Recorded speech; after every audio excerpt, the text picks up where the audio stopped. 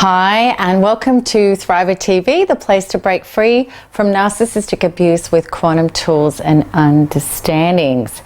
It's a fascinating topic today because matters with unconscious and abusive people and relationships usually don't settle down, they get worse. Narcissistic relationships are relationships which are not based on mutuality, trust, respect, integrity, and harmony. And as the relationship progresses, the cracks get wider and deeper.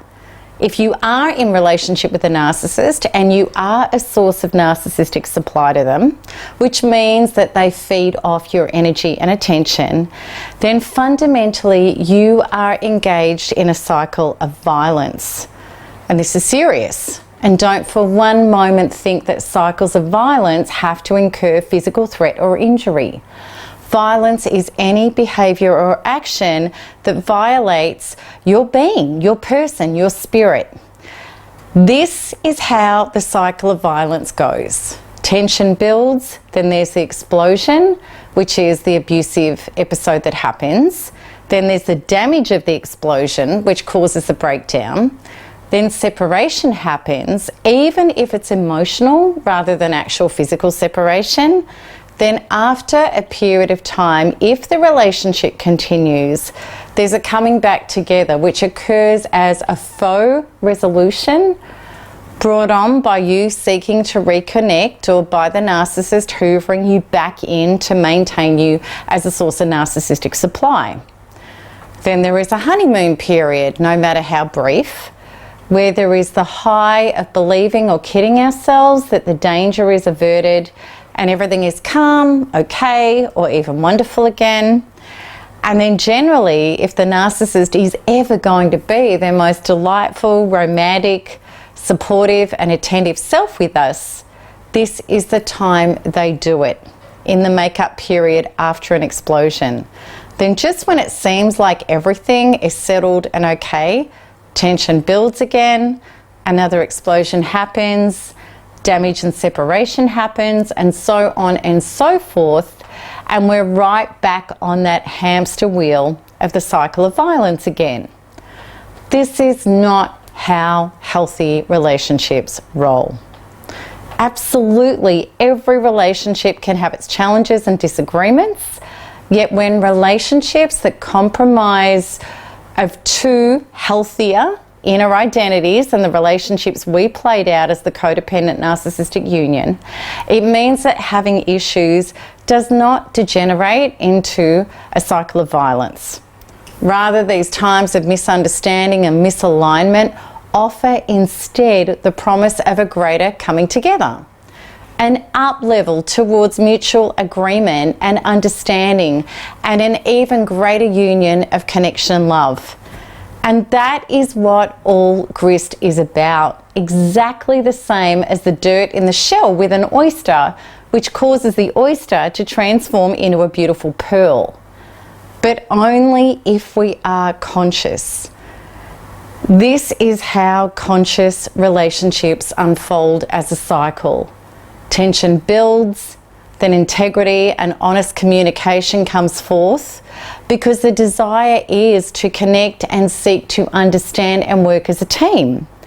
Then a greater closeness is established as a greater understanding of intimacy, which is intimacy, which is the ability to be honest and vulnerable with another. This produces a cycle of upward growth, whereas the narcissistic codependent union cycle is one of downward disintegration. What is incredibly interesting about the cycle of violence when we are with a narcissist is once this cycle starts to play out, it generally has less and less times of reprieve until the next trigger gets hit and off it goes again. The honeymoon periods become shorter and shorter, and the times between makeup get longer and longer, as do the chaotic episodes of the explosions.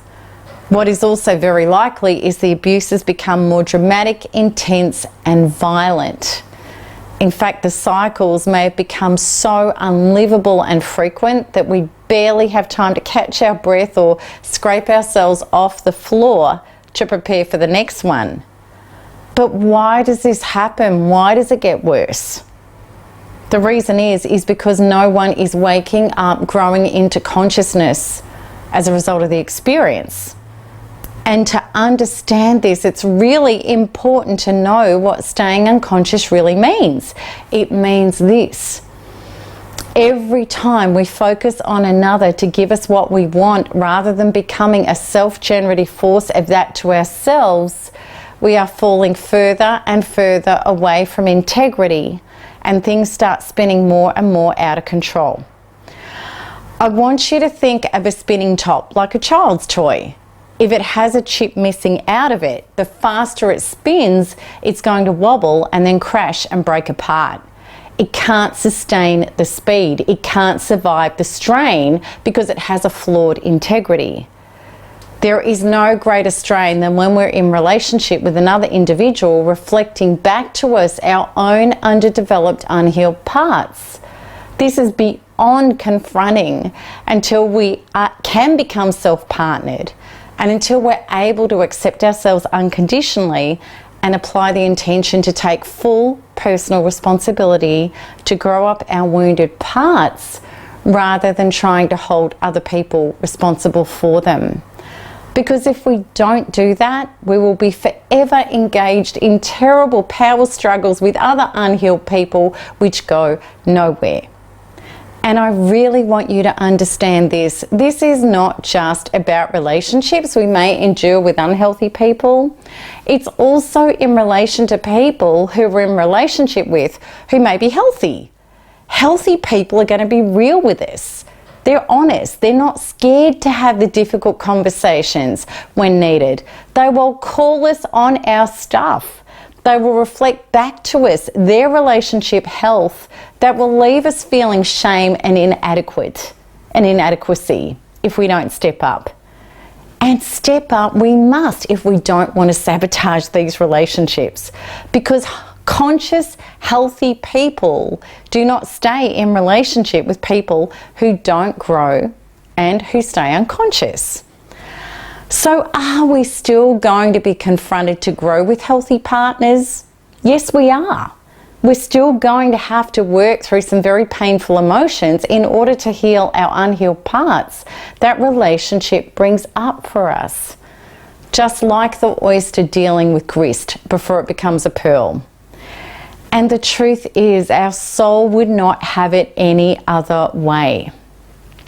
With narcissists, we go to another level again. We're doing a fast track growth experience indeed, because these individuals are the grand poobahs of reflecting back to us our unhealed parts, because they find them out, line them up, and then launch heat-seeking missiles to smash these parts of us further. There really is no missing it, because what gets triggered off within us by narcissists is our deepest fears and our biggest insecurities. And here is the make or break question. Are we going to regress into our unhealed childhood traumas and hold another adult responsible for our traumas? Or are we going to do the conscious thing that mature, solid adulthood and emotional relationship health requires, which is take responsibility to finally heal these parts of ourselves? So here is a simple example of the difference this creates. So let's say somebody calls you terrible names that are not on, that are not okay. And narcissists often do stuff like this. So a person who is still a wounded child in an adult body will hang around trying to force this person to not behave in such a disgusting, horrible way. And they're going to be incensed, shattered, and traumatized, which equates to, I need you to treat me with respect in order for me to be loved and safe. And it's a total handing of power away. And I put my hand up. I fully used to do that. And if you're honest with yourself, that you know that dancing with a narcissist involved you doing that too. We were acting out our wounded inner children wanting love. But this is not what we do in any shape or form if we're an adult in our body who has healed these unhealed parts back to wholeness. In no way do we attach to and try to make someone act differently, and in the process hand people our traumatized hope and terror that they will finally behave enough to offer us love, worthiness and safety. Instead, what we do is we know our worth and love ourselves and respect ourselves enough to say, not for me, and we break away. We know this person is not responsible for our worth, health and well-being. As adults, we are. The abuse with a narcissist gets worse and the cycles of violence intensify when we don't get this. We cling harder and we go in more frantically, believing through the emotional lens of our as yet unhealed child within that we must force this person to do it differently or we won't survive. This grants the narcissist a field day of egoic delights. The narcissist is simply interested in narcissistic supply, getting the highly charged attention from you, which allows the narcissist to A, know that he or she is significant because it feeds their drastically insecure ego, and B, that you are the perfect dump master for the narcissist to offload their inner demons into. And because you keep coming back for more, trying to right the wrongs, you are a secured source of narcissistic supply. The narcissist's goals in no way match the goals of your true self, which are the only goals that were ever going to truly satisfy you, that hopefully you've started awakening to. The narcissist is totally unconscious and is not interested in evolution, growth or unity consciousness, the coming together of two healthy individuals in order to generate more love, connection and health. So no one is waking up when this relationship stays enmeshed. No one is taking personal responsibility to heal their wounds that are causing them to want power over, which is what the narcissist is doing, or hand power away, which is what the codependent is doing, instead of co-generate power with each other, because there are not two whole enough or awake enough people to generate their own power and then share it. So the spinning top that represents such a relationship keeps spinning. It spins faster and faster. And because it has chunks missing out of it, it's not in solid integrity. So the top wobbles out of control and it starts breaking into pieces. This is okay to the narcissist because their true self has already been annihilated, and you can't kill a false self because it doesn't exist anyway. You can release it and dissolve it so that you become totally detached from it and it ceases to exist and run your life within you. Yet drama, trauma and craziness is its favourite diet. The ego lives off pain and conflict, thrives off it actually, because it's the ego's food. Whereas for you, who does still have a true self, which is a model of and seeks equilibrium, peace, harmony and life force rather than anti-life, your inner being is getting butchered in the mayhem that is contrary to its true composition. Let's imagine what the metaphor of a spinning top would look like in a healthy relationship. As the heat gets turned up and the spinning gets faster, meaning the unhealed parts of both people come up to the surface to be healed, growth and evolution at the personal and relationship level unfolds. And as the integrity of the top gets stronger, it literally sings a beautiful hum. And it becomes stronger and stronger the faster it spins. In stark contrast, the worsening state of the narcissistic codependent relationship is this. The narcissist escalates into heightened ego malfunction, not unlike sharks going into a frenzy when smelling blood. And your true self is becoming so damaged that you find yourself acting out your own version of insanity. Okay, so to finish off, I want to end this episode with this quantum question. What does life do when we're on the wrong soul path? You should know the answer to this. all of us who've been in relationships with narcissists know the answer to this. Life kicks the crap out of us. It says, hello, wrong path. You staying attached, asleep, and codependent is not the soul awakening to turn inwards and heal and claim your own power that was always intended for you. Staying stuck and not heeding the call to self-partner and turn inwards is keeping you separated from being self-fulfilled, radiant, and being able to be your highest and best self to contribute to life and others and humanity the way you wanted to. So life says, I'm going to turn the volume up louder and louder and louder and louder until you hear the truth of your unfulfilled, unhealed inner part screaming out in pain, so that you do turn inwards, heal, and integrate your broken parts and honor your truth. This is a massive reason why narcissistic abuse intensifies.